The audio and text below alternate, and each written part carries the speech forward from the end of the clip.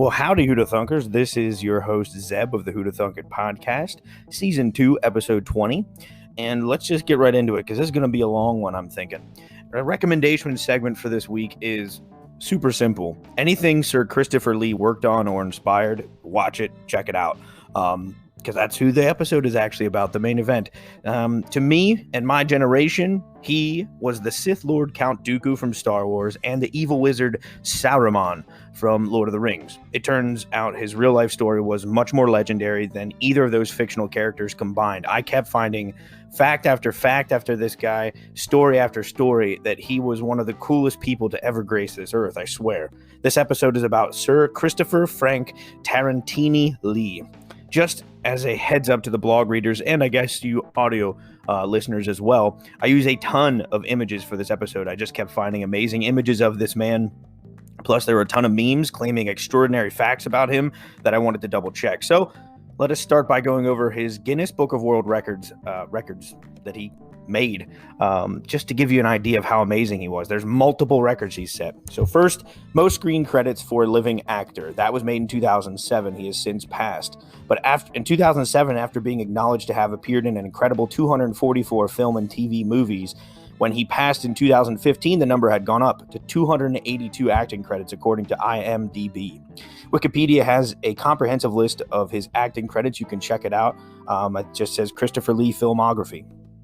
Some of his most notable roles: Francisco Scaramanga from James Bond, The Man with the Golden Gun; Saruman, Lord of the Rings series; Frankenstein's monster; Kyrus, the Mummy in the movie The Mummy; Count Dracula; Lord Summerisle in the British mystery movie The Wicker Man; the diver Martin Wallace in the disaster movie Airport 77; Count Dooku from Star Wars, like I said; Count de Rochefort in a couple of the Three Musketeers movies; Willy Wonka's dad, Emperor of China; the Grim Reaper, Lucifer, Grigory Rasputin; Ramses, Vlad the Impaler. He hosted SNL. He's a Russian Commandant Alexandry Nikolaevich Rakov in Police Academy 7. Those are just a small fraction of the roles that he played, but I picked them because they all sounded like really fun roles to play to me.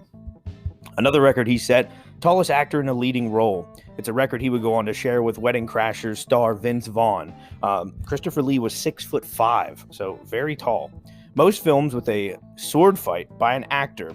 Having dueled in 17 films with foils, swords, and even billiard cues, he's been in everything from cutlass fights on the decks of waterlogged pirate ships to rapier duels in 17th century France, to take on a couple of guys 1/3 of his age with lightsabers in a fistful of force lightning on the deck of an Imperial destroyer.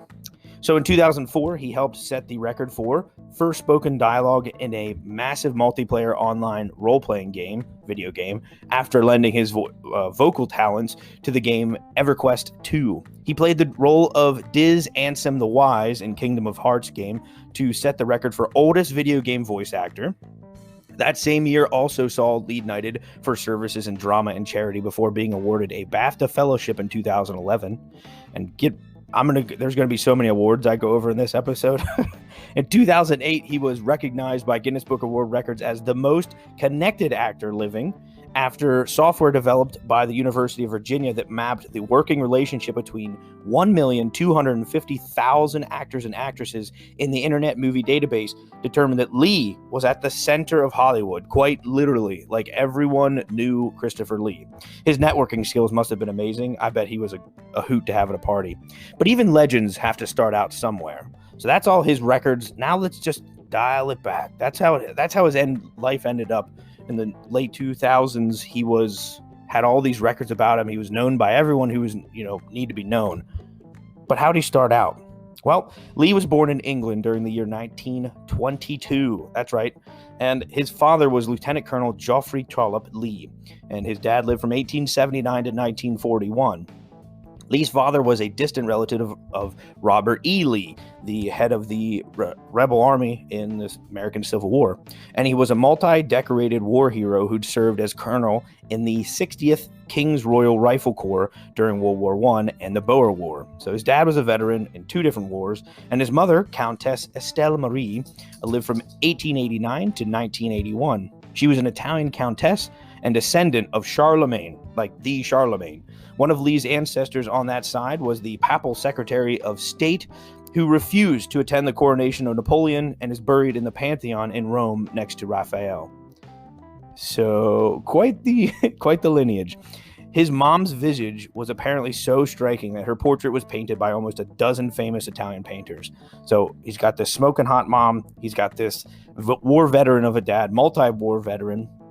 Lee studied classics at Wellington College.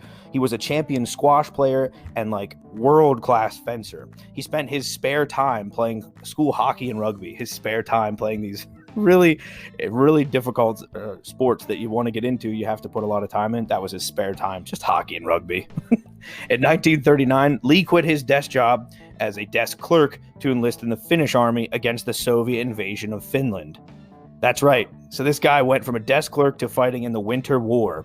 He didn't see much combat at the time he returned to England in 1940, but this means he did technically fight in the Winter War. That means Lee, the guy I'm talking about now, was fighting in a war on the same side as the White Death. That's Simo Häyhä. I did an episode of him, season 1, episode 37 of Who'da Thunk It, as published back in November of 2020. So they fought on the same side of the war, and I had no idea when I started this podcast, because there's so many other things about him that are amazing. When Lee did return to England, it wasn't for no reason. He went to enlist in the Royal Air Force to fight against the Nazis. 1940, makes sense. He enlisted in the Royal Air Force in 1940 and trained with the Havilland Tiger Moths. Just before he was to have his first solo fight, he was diagnosed with a failure of his optic nerve that caused his headaches and blurred vision. Devastated, he was told he would never fly again, but that wasn't the end of his military career. Far from it. He became an intelligence officer in World War II and was shipped out to North Africa to join the Long Range Desert Patrol.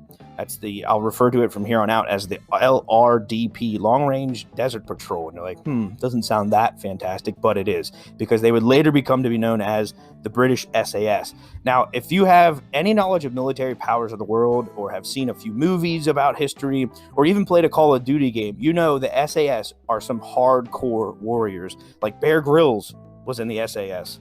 So, and Christopher Lee was part of the group that predated it, came right before it.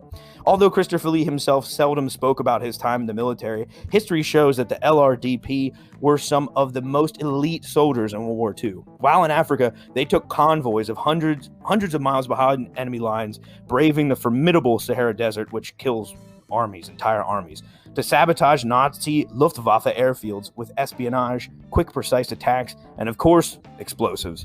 The unit Christopher Lee fought in, the LRDP, was very effective. After his time in the LRDP, he joined a different group and became a Special Operations Executive, sometimes just called SOE. The Special Operations Executive, they would later be known as Winston Churchill's Ministry of Ungentlemanly Warfare. Now just let that title sink in, of a group, a military group. Winston Churchill's Ministry of Ungentlemanly Warfare. It's almost like the British were saying, sorry, not sorry, that we're going to win this war in an ungentlemanly fashion. That's what got to be one of the most British names for a military group I've ever heard.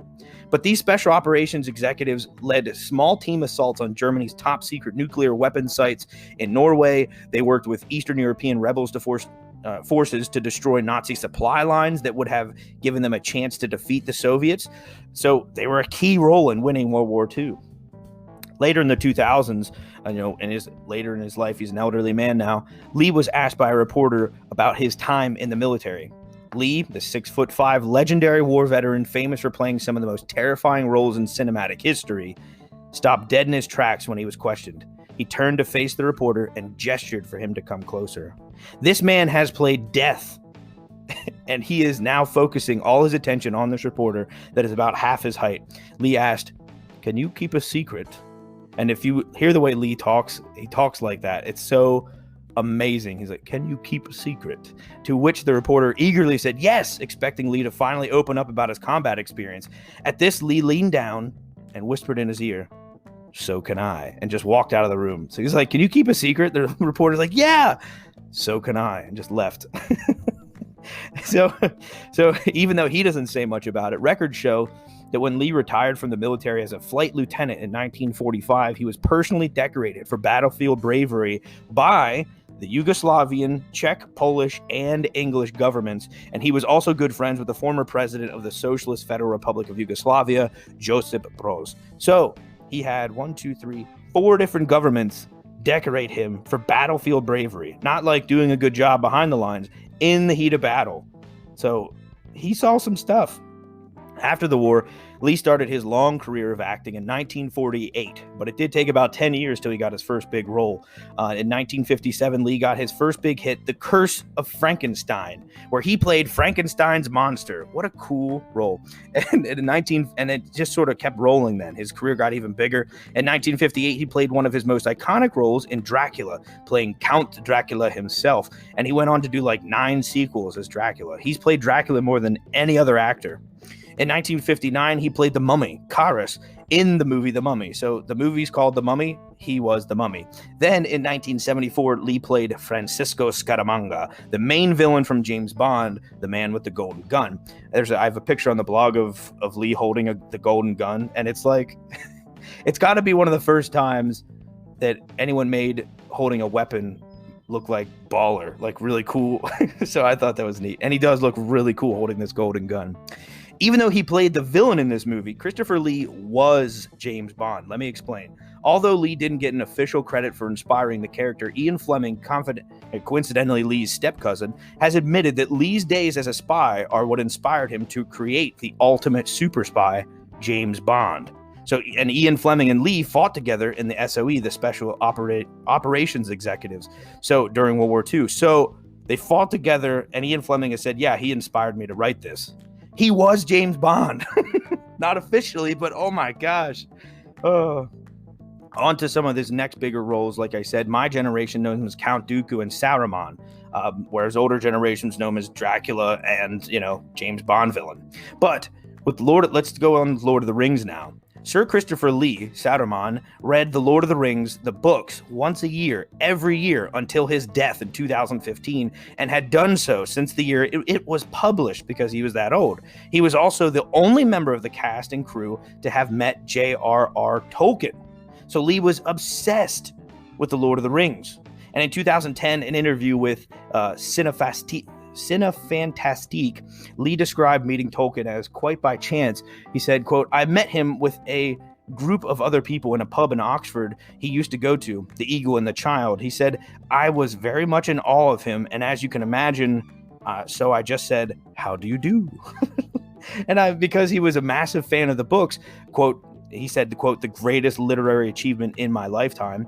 Lee was determined to be involved in any screen adaptation, so he went into work. He didn't just let it happen. In the 1990s, he started trying out for other wizard roles. He knew that he was old enough. He wasn't going to get to be Frodo or, Legolas or anything. So he decided that he would try to be one of the wizards. So he tried out for other roles, and by 1997, he landed the role of Wizard Olwyn in the TV series The New Adventures of Robin Hood. When he heard Peter Jackson was making the now famous Lord of the Rings films, Lee sent him a picture of himself dressed as a wizard, robes and all, with a note saying, this is what I look like as a wizard. Don't forget this when you cast the movie. I imagine someone with such stature and with such experience and age and wisdom, like your grandfather, just saying, don't forget that. You know what I mean? I love this story because it humanizes Lee. Like, we see him, think of him as a 6'5" guy, a terror of cinema, such an amazing guy. But also, he was a massive fanboy of Tolkien. You know what I mean? He had his own, he wanted to be a wizard so bad. And there's this story, there's a video of it on YouTube. They even made memes out of it. But Peter Jackson said he started to go into this long act that he was lectured by Christopher Lee on how to act out being stabbed in the back. He said, Lee said Peter Jackson said Lee went into this long explanation of what sound should make when you got stabbed. Lee said, I seem to recall that I did say to Peter, have you any idea what kind of noise happens when somebody is stabbed in the back? And I said, because I do. That's what Lee said. And he said, it's not an it's more like a gasp because the breath's driven out of the body. And Peter Jackson said, and then he proceeded to talk about some very clandestine part of the World War II. So on the set of Lord of the Rings, Saruman's getting stabbed in the back. And Peter Jackson, the director's like, okay, this is how I want you to act it. And Christopher Lee's like, you don't need to tell me how to act it. I know what it sounds like when someone gets stabbed in the back. This is coming from a guy who doesn't talk about his military expertise. That's chilling. That's legendary. Amazing.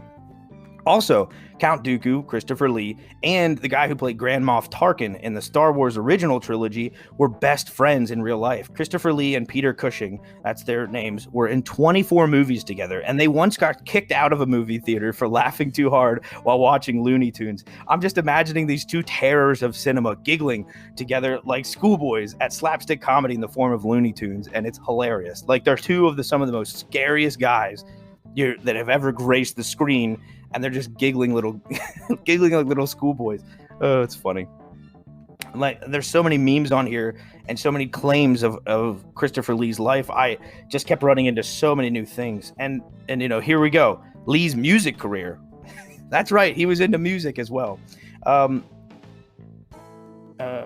forgot about this.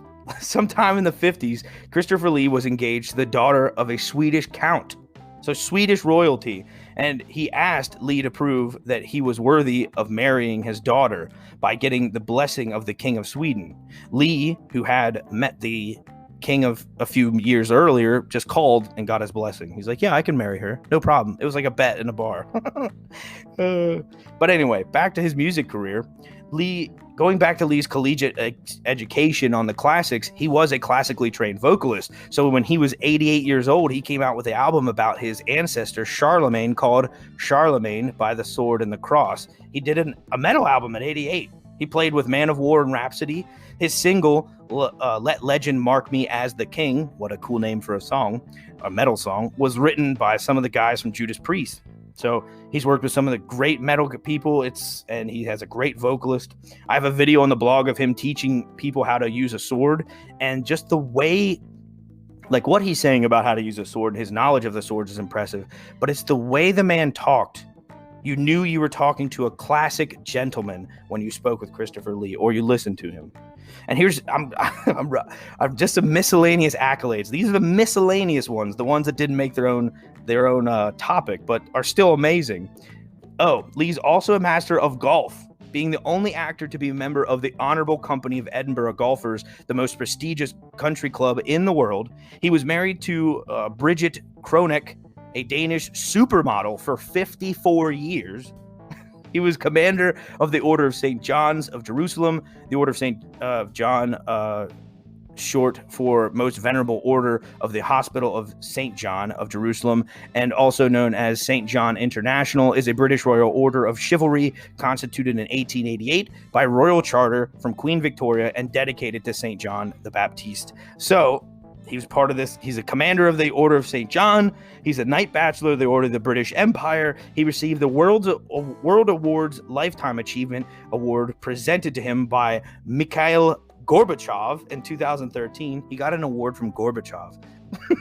Also was awarded the UNICEF Award of 2012 and the Cinema for Peace Award in 2014, which he received from Angelina Jolie.